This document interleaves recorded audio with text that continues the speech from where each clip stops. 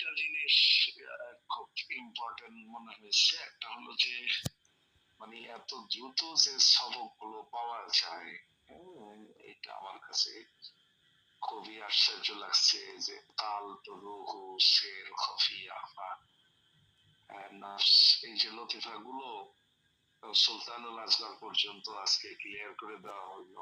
এই জায়গাটা আমার কাছে অবাক লাগছে এবং খুবই ভালো লাগছে যে এত দ্রুত আগানো যায়।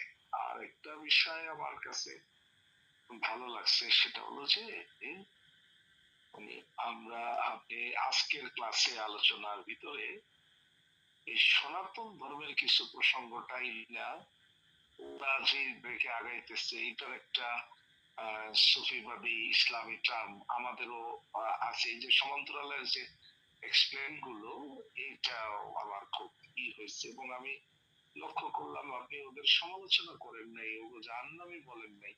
ওরা ওদের ট্রাকে আগাইতেছে, আমরা আমাদের ট্রাকে আমরা আগাইতেছি।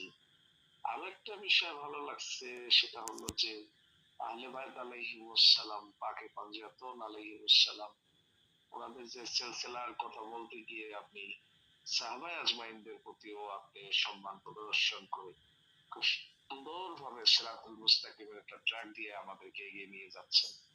অলমোস্ট আলহামদুলিল্লাহ, আল্লাহর শুকর, ভালো লাগছে।